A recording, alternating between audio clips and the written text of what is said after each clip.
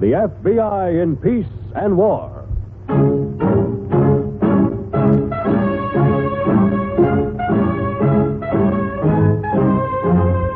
Another great story based on Frederick L. Collins' copyrighted book, The FBI in Peace and War. Drama, thrills, action. Tonight's story, The Scientific Touch.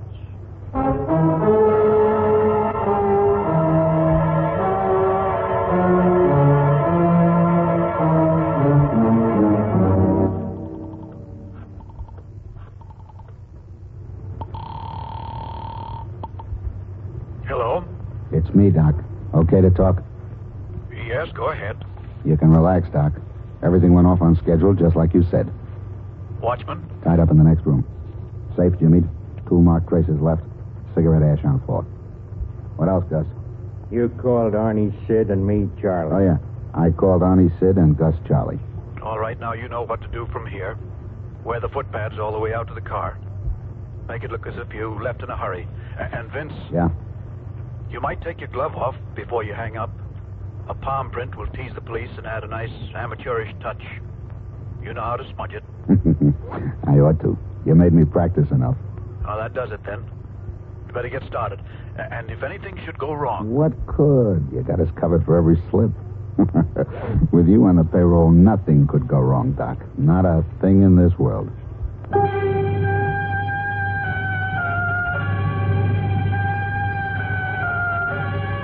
In the spring of this year, your FBI was called in on a spectacular series of robberies which baffled the law enforcement agencies of 4 states.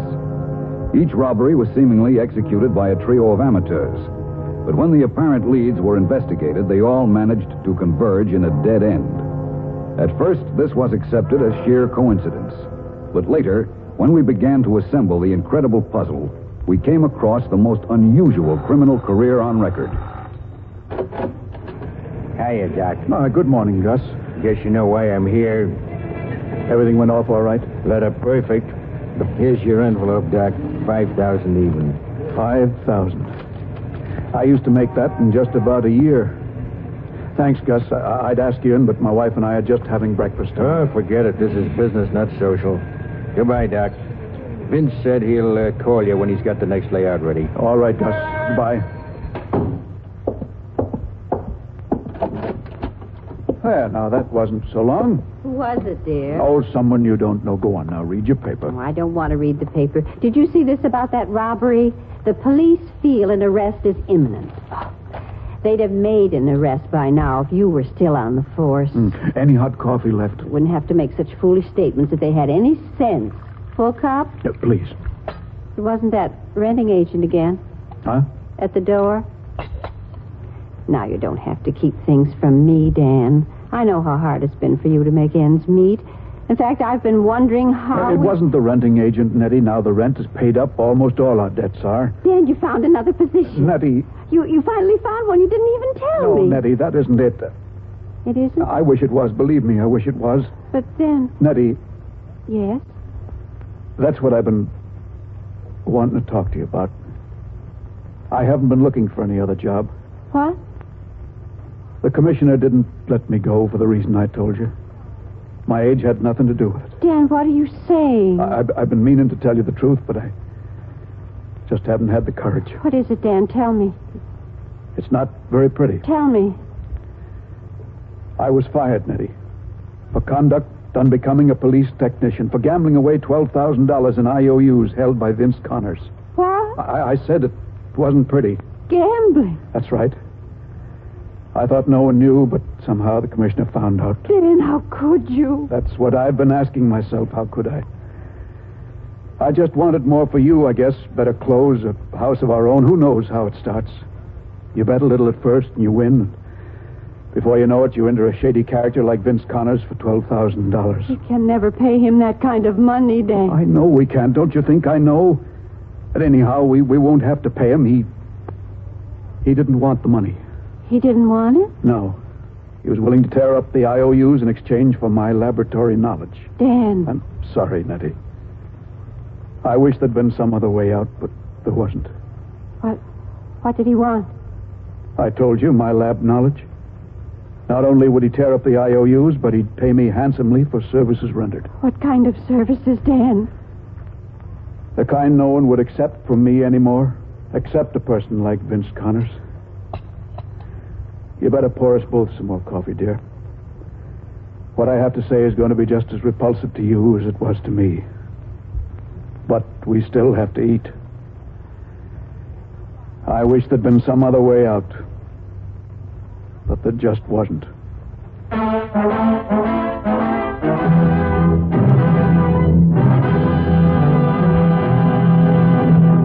Back to the scientific touch in just a moment.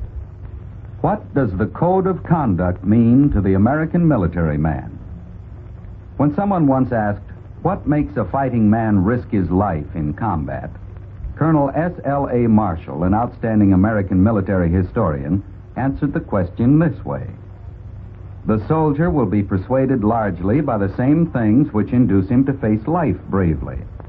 Friendship, loyalty to responsibility, and knowledge that he is entrusted with the faith and confidence of others.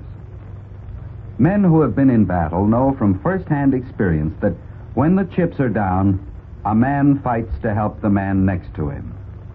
That's what the code means to the American military man.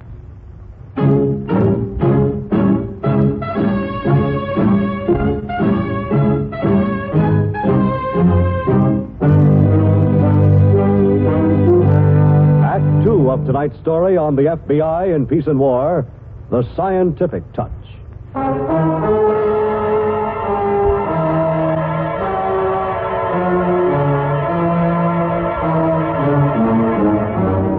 With no open lead in the case, we subjected the night watchman to the monotonous task of scrutinizing all photographs in the known criminal files of every law enforcement agency in the robbery areas. And our first break came with his tentative identification of a paroled gambler named Arnie Lenza. But Lenza had an airtight alibi and promptly volunteered to prove his innocence with a lie detector test. The test appeared to do just that, corroborating Lenza's claim of innocence completely. Or, as they say in detective movies, maybe too completely. Meaning? Mr. Stevens, you're familiar with the pathometer, aren't you? Only in courtroom discussions as to its admissibility, I'm afraid. I see. Well, throwing aside technical language, this particular machine records a subject's brain-body electrical potentials when stimulated by thalamic cortical conscious apprehension. Throwing aside technical language. Well, all right, put it this way. There is a characteristic electrical pattern when the truth is told, as well as one when the subject tells a lie. I'm with you now. With a lie, the subject undergoes the emotional reaction that invariably accompanies a fear of being caught stimulus. And this brain electrical change is simultaneously recorded. The pathometer is the instrument you used to test Lenza? Yes, and if you will take a look at these graphs, you'll notice one very unusual thing. You see what I mean? No electrical change. Exactly. That's unusual? Very, under the circumstances. Wait a minute now. I'm afraid you're losing me again. Oh? If no change was recorded, wouldn't that indicate Lenza wasn't lying at all? It might, or it might indicate that he merely wasn't undergoing any emotional reaction. Oh, I see. In a test of this kind, our questions aren't limited to the crime. We ask certain other questions that should cause emotional reaction in anyone. Back with me again? That's why the two completely. Lenza answered the questions too well. Yes, that's about it. The graphs should show electrical change in several instances, but as you see, they show none. Why? I don't know. It's the first time I've come up against anything like it. Well, a man could be... Pardon me. Yes? Hello, Steve. You asked me to call? Hold on a minute, will you, Dave? Sure. A man could be trained to control his reaction to questions, couldn't he? Trained not to react at all? Well... It's possible, isn't it? It's possible, yes, but such a thing would require a great deal of practice, and then you'd have to have an expert around to handle it. Someone like yourself? Well, anyway, someone qualified to anticipate the newest equipment. Dave? Yes, Steve. Look, I want you to do something for me right away. Check each of those PDs. Have personnel give us a report on all laboratory technicians, past and present, over the last 10 years. What's up, Steve? I'll tell you when you get the reports. All lab technicians over the last 10 years. Right, Dave, thanks. And meanwhile, what about Arnie Lenza? Officially or unofficially? Officially. Meanwhile, we'll have to let him go. Officially, Lanza told the truth, didn't he? You can't hold a man for that.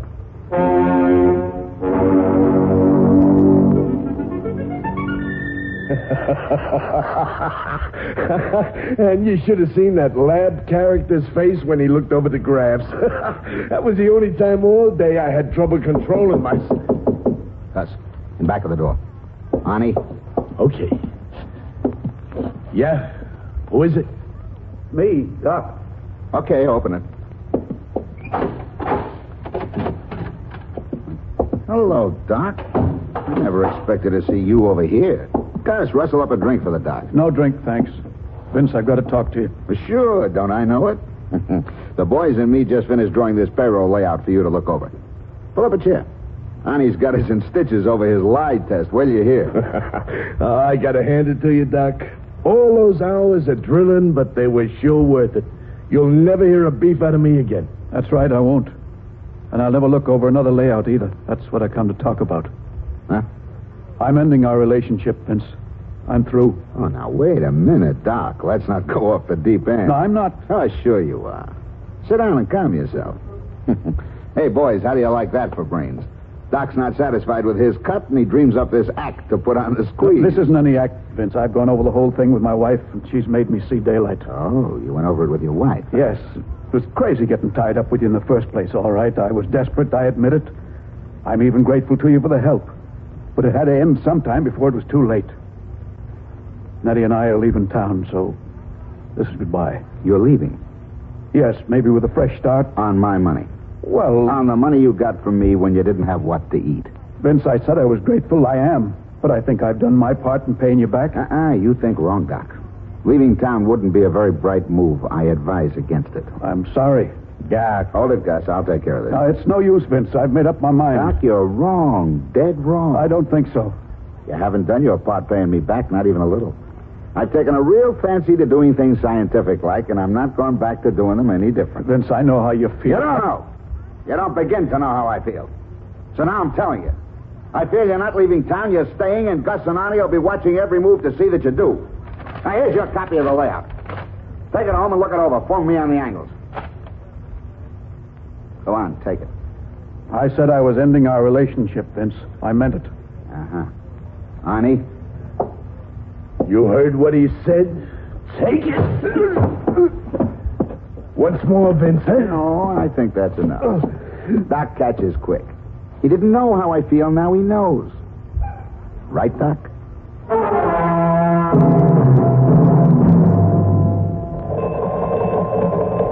To the Director, Washington Confidential. Examination of personnel records, police laboratory technicians reveals two possibilities, one promising. Inquiry shows Bay City technician fired from department last year in gambling connection with ex-convict Vince Connors, seen in company robbery suspect Arnie Lenza. Agent Reynolds checking technician's home circumstances. Will advise. Sign it, Stevens.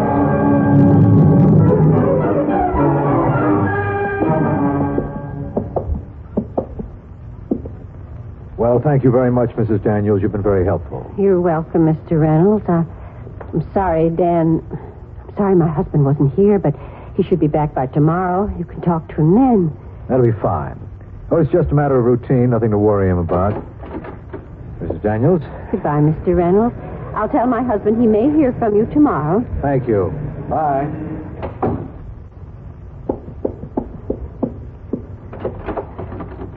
All right. He's gone? Dan, he said... I heard. Just a matter of routine. Nothing to worry me about. What's the matter? Maybe it would be better.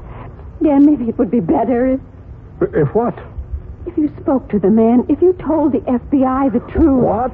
You can't go on like this, Dan. Those men will never let you go. You know that now. Maybe this is the best way out. No, Nettie, I couldn't. I couldn't do that. Don't say such a thing. Darling. I just couldn't, Nettie. All right. If I spoke to him, if I told them the truth, what would happen to me and to you, Nettie? I couldn't stand it if you... All right, Dan. You don't have to. Nettie, I'm sorry. I never should have done this to you. I should have realized... Oh, don't, darling, don't. I'm sorry. Going to the FBI isn't the best way out, Nettie. I think I've got a better one. Dan. I got myself into this mess. I should at least be smart enough to get myself out. Now, I've been working on something ever since I left Vince Connors. I didn't want to show you until I was sure. Show me what? This. Now, this photostat. I made it up myself. Photostat? It's a copy of a confession, Nettie. A complete confession revealing every detail of the robberies and all the names. Gus, Arnie, Vince Connors. It also includes my name and what I did. But if you send that to the police... I'm not sending it anywhere. I'm going to show Vince the original when I see him. Now, I want you to put this copy in our vault box at the bank. Our vault box? I'd do it myself, but Vince warned me they'd be watching me. Dan, you don't think that he'll... I do, Nettie. With a photostatic copy secure in our vault, I think Vince will have to let me go. Now, will you take it to the bank, dear? Of course, Dan, of course I will. But I'm not sure... Nettie, nothing's ever sure, but if anything should ever happen to me, Vince will know what'll happen to him. He said he likes things scientific-like. Well, maybe this will oblige him.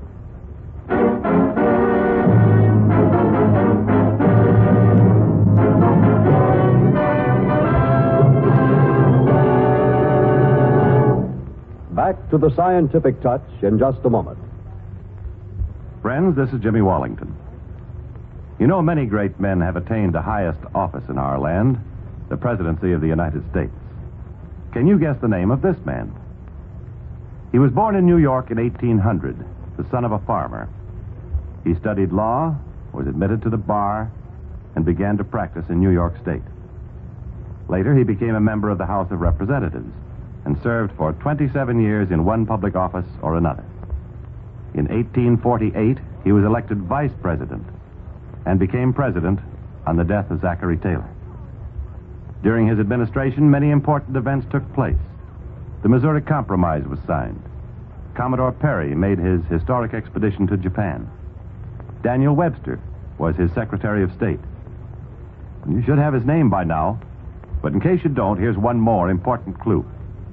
Although he was originally the candidate of the Whig Party, he ran for re-election under the standards of what was known as the National American Party and was defeated.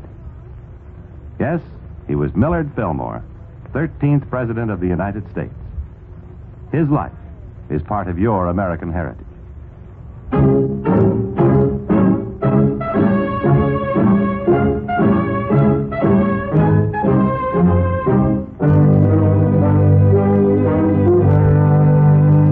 Act 3 of tonight's story on the FBI in Peace and War, The Scientific Touch.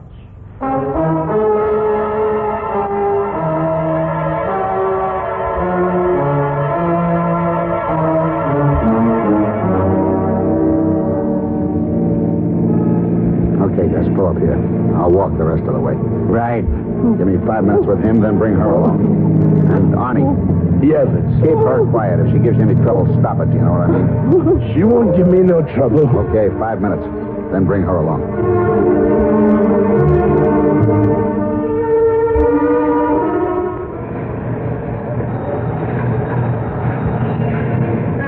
Yes, who is it? Me, Vince. Who are you expecting, Davy Crockett? Well, so close the door and pour me your 2 fingers. What are you doing here, Vince? What does it look like I'm doing? I come over to see what new angles you've got for the payroll job. Your wife in? No, she isn't. Good. Women in business don't mix right with me. Well, what have you got for me, Doc? No angles, Vince. No. I thought we had that kind of talk all tucked away. You thought wrong. You haven't looked over the layout? No, I haven't.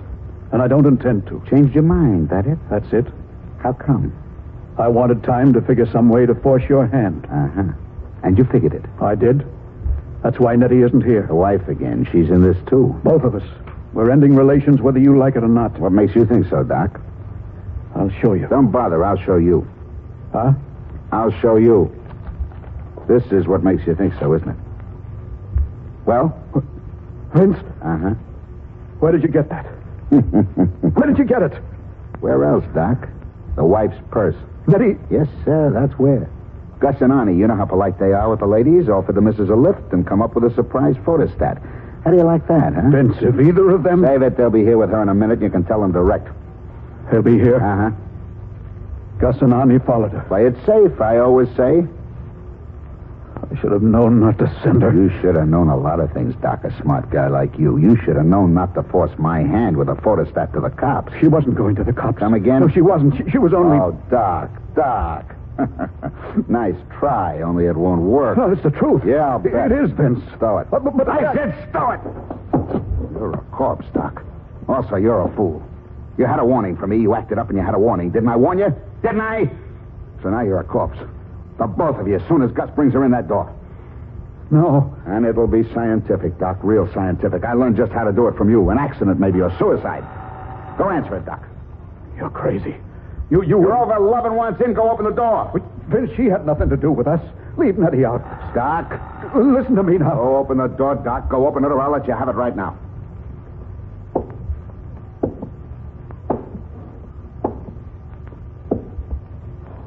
Vince. You heard me. Open it. My name's Reynolds, Doc. I'm an agent of the FBI. So thank God you came back. There's a dangerous criminal inside with a gun. We know all about it, Doc. We know all about it. Now take it easy. Your wife's safe. What? She's safe, Doc. Take it easy. Stand over there out of range. Vince Connors! Vince Connors! Yeah, what do you want? We're federal officers, Connors. Come on out of there with your hands up. The house is covered front and back, Connors. Come on out. You're having a chance. Oh, yeah? Chief.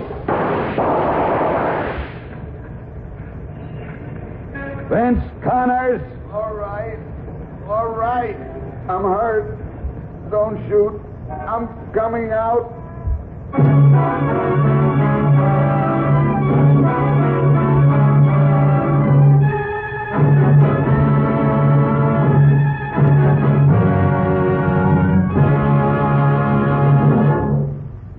The defense, offered in behalf of Doc Daniels, attempted to plead temporary insanity brought on by the damaging loss of his job. But Daniels himself chose to be a forthright witness, convincing a jury that he was sane and fully aware of the nature of his acts. Vince Connors and his confederates received prison terms of 15 years each.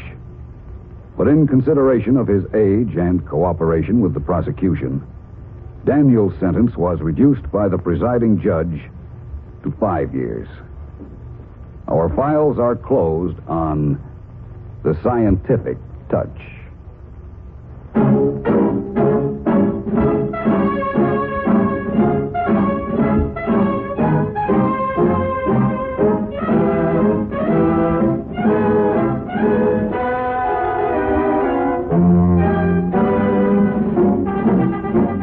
In tonight's story, Bill Smith played the part of Doc Daniels.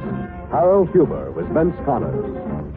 This radio dramatization for the FBI in Peace and War was written by Jack Anson Fink.